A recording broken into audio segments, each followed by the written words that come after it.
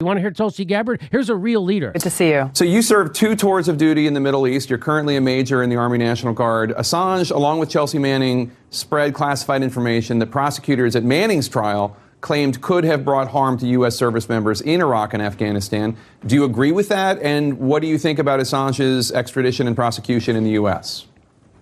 Look, over time, there hasn't been any proof that that has been brought to bore. And what we have seen is that so much of the information that's been released has informed the American people about actions that were taking place that they should be aware of. It provided transparency around issues both related to civil liberties as well as actions that our military was taking in the Middle East that they should not have been. So really, I think what's happening here is some form of retaliation coming from the government saying, hey, this is what happens when you release information that we don't want you to release. And I think that's why this is such a dangerous and slippery slope, not only for journalists, not only for those in the media, but also for every American, that our government can and has the power to kind of lay down the hammer to say, be careful, be quiet, and fall in line. Otherwise, we have the means to be able to come after you. So you don't think that he should have been extradited, and you don't support his prosecution in the U.S.? I think the charges about hacking, look, those can and should be worked out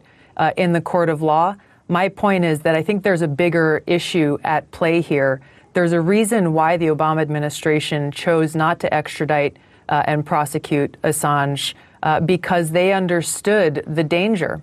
They understood the danger of the government coming in and controlling essentially what information is and is not being released. We can go back to the release of the Pentagon Papers as an example.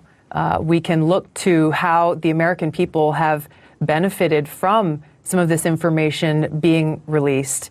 So I think we've got to look at it within this larger context here and make sure that we understand what's at stake and actually the danger of what happens when we have people in government, whether it's this administration or a future administration, basically saying, hey, look, we can call WikiLeaks a foreign intelligence agency. We can designate an individual as a foreign asset or this or that, simply because they don't like the information that's being published or they don't like the things that you're saying. Wow. Spot on. And once again, the politician schooling the journalist about journalism. Jake Tapper. Tool, that's why he's got the job. Remember, if he thought like we do, he wouldn't be in that position. He has that job because he likes the way the establishment thinks. And he's only interested in stories that further his career. And there is the there's the politician schooling the journalist. I love that. That's fantastic. So good on Tulsi. Good on Tulsi for saying that. That makes me feel, because like this story just crushing me, right? It's really hard emotionally. I'm too emotional, and it gets to me. The story has gotten to me, and it's because nobody in power will stand up. Well, here's someone in power. There's a congresswoman, served 2 tours in Iraq, a major in the military, and she's in no uncertain terms standing up for journalism and pushing back against our government. And let's remember, Barack Obama, who made a career prosecuting whistleblowers, they really made it. They really made it their specialty to prosecute whistleblowers. They decided not to prosecute Julian Assange because they said it would threaten journalism, and they knew it was wrong to do. They wanted to, and they ultimately concluded no. That's the Barack Obama administration, which was on steroids prosecuting journalism and whistleblowers. So don't forget that. So thank you, Tulsi. Thanks for standing up and saying the right thing. I hope Bernie does the right thing. I hope Ro Khanna and AOC does the right thing. It's tough being inside the Democratic Party. The Democratic Party is actually for the prosecution of Julian Assange. The Democratic Party, again, is the problem. And I think it's a big mistake to sheep herd people into this party. But we'll see, because everyone thinks Bernie's going to be president. Like they don't think they're going to cheat him. They're cheating the Democrats right now in California. They did it again. The progressives took over the Democratic Party in California, and they're cheating us. They did it last time, and they're doing it again. So we're going to cover that story tomorrow. We're going to have a delegate who won her seat as a delegate in the Democratic Party in California, and they just took her off. They just said, no, we recounted. Turns out she went from number 2 down to number 15. She's no longer a delegate. So we're going to have her on tomorrow on our live stream. So let me just throw it over to you, Steph. Any comments on Julian Assange? I know I covered it pretty extensively, but Jimmy, it really comes back to if I'm in a position that I then find out that my country is doing something illegal, nefarious, and I'm sworn to protect my country, so I'm not supposed to say something about that. I'm not supposed to move forward and communicate that the deeds of America are ruthless and torturous and evil, and I'm supposed to shut up and not say anything. And so what will our country then turn into if there's no checks and balances? Our country has already turned into a surveillance state. We live in a surveillance state, which is what Edward Snowden revealed to us. We live in this right-wing authoritarian surveillance state. Does that cross into being totalitarian? I don't know, but it's certainly authoritarian, and it's certainly a surveillance state, and we certainly don't have any constitutional protections against it. Barack Obama got rid of them.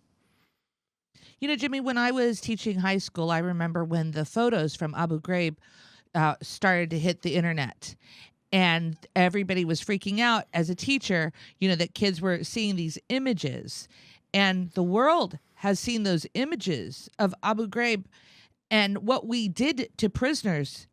And what were the consequences? There was no consequences. No one went to prison for. Oh, they got those, one year. I think one or two like privates or something got. Remember, Lindsay England was her name. Went to prison. Look that up because she was giving a thumbs up over in a picture. But the people who ordered that stuff, the people who ordered the illegal war, the people who ordered the torture, the people who covered it up, none of those people went to jail. None of those people even got prosecuted. There wasn't even a prosecution. The CIA destroyed the tapes of it, which was illegal. They videotaped all the torture sessions, and then they destroyed them. That's illegal. So here's Neera Tanden. If you know who Neera Tanden is. I'm not a fan. Neera Tanden was advisor to the Hillary Clinton campaign. She's the head of the Center for American Progress, which is a think tank, and they call themselves progressive, but that's a head fake. They're just corporatists. These are Hillary Clinton corporatists. That's who Neera Tanden is. And she's already blocked me on Twitter. Somehow the Young Turks have her on as a guest. I'm like, how the fuck has she not blocked you yet? Are you guys? somehow she blocks me on Twitter, but they have her on a guest and they have a nice conversation. No problems. That's fucked up. All right. So here's Neera Tanden. And she says, there are many cultists on this site, but the Assange cultists are the worst. Assange was the agent of proto-fascist state. Assange was the agent of a proto-fascist state. He was doing journalism. And that proto-fascist state is Russia. You know what the proto-fascist state is? It's fucking United States. We live in a surveillance state, and we're causing wars all over the goddamn globe to steal people's natural resources. Who's the terrorists? To undermine democracy. That is fascist behavior. No, you know what, Neera? Cheering on the imprisonment of a journalist is fascist behavior. You're a fascist. That's what fascists do. You cheer on the imprisonment of whistleblowers. That's what fascists do. You are being a fascist. Of course, we already knew that about Neera Tanden. She's the scum of the earth, and she always has been. And she's welcome on the panel at the Young Turks any day. Anyone on the left should abhor what he did, not celebrate it. No, I abhor you and your fascistic ways, and anybody who supports you is the problem. And anybody who gets a chance to interview you and doesn't knock you down and expose you for the fraud and the enemy of the Democratic Party voters that you are, that's all you need to know about them, I guess. So the Associated Press tweeted out the latest. Russian President Vladimir Putin spokesperson says Russia wants Julian Assange's rights to be observed following his arrest. So somebody says, hey, we should follow his rights, human rights. And Neera Tanden says fascists take care of their own. You know, but you're on the side of Donald Trump on this. Do you realize that, Neera? You're on the side of Donald Trump. And what is he? I thought he was in bed with that fascist. So isn't he a traitor and a fascist? And a white nationalist and a racist. That's the guy you're in bed with. Neera Tanden's in bed with that guy. Do you see the scum of the earth, how they do this? Do you see how all they do is smear? She's a horrible human being. She's the opposite of a decent person. She should be fucking in political prison if there was one for how she's screwed over her own voters. That's who Neera Tanden is. And I will never have a polite conversation with her. It looks like Neera Tanden is actually exposing her own position with That's that right. tweet. And with her little smile, fascists take care of their own. Yep. That's fascist to want to imprison journalists. That's fascist. So now you're saying Vladimir Putin is a fascist, but you're in bed with Trump. Neera Tanden's in bed with Trump. And here's an MSNBC contributor, Malcolm Nance, the guy who pushed the red baiting scandal. Conspiracy theory at the top of his lungs for 3 years. Here he is about Assange. I told you so, and he has applause. He's applauding a journalist being arrested for journalism. That's the kind of people that are at MSNBC. So they're taking Julian Assange, who is an Ecuadorian citizen, out. No, he's not an Ecuadorian citizen. Wasn't he given citizenship? No, he was given political asylum just yes, in Ecuador? he was given asylum. He's an Australian citizen. Okay, so they're taking him out by force when the UN was going to visit him April 21st. So they had to do that before. Yes. That's why this all had to go in a motion. Because they wanted to investigate in the conditions of that how Julian was being treated. Right. And so what and be clear, what the United States is trying to do is they're trying to say that Julian Assange assisted Chelsea Manning in getting those documents that exposed war crimes. Isn't it amazing? Nobody was ever prosecuted for those war crimes, but we're still prosecuting the people who told us about it. That's the rot that's at the center of our country. That's the rot that's at the center of MSNBC and CNN and the New York Times and the Washington Post and the Democratic Party. That's the rot that's in this goddamn country. And I hope to God Bernie calls it out because he's the only one that has the power to do so. You know, Jimmy, I did check right now that on this is from The Guardian, but in January 2018, it says that Julian Assange was made an Ecuadorian citizen. Oh, he was? Yes, he was. Oh, thanks. And that's I'm why sorry. this is even. Well, I'm sorry for saying that, for correcting you. Then I'm sorry for saying you were wrong. What is you're at Bernie's website? I mean, at Bernie's Twitter? Well, no, but on the Reuters website, it says that Ecuador suspended Assange's citizenship yesterday. Oh, okay. Well, there you go. What the fuck? There you go, It's on huh? Bernie's website right now. But it's good to see there's some YouTubers who are coming to Julian Assange, who's been completely silent about Julian Assange for the last 3 years. They're now finally saying something. So that's good to see. That's good to see. Good to see that that's happening. We've been out in front on this. We've been out in front on Julian Assange for 3 years. This isn't tough. This is a real easy call because a dumb guy like me can see it. So it's good to see people who've been silent for the last 3 fucking years about this have today all of a sudden got their balls back. So that's good to see.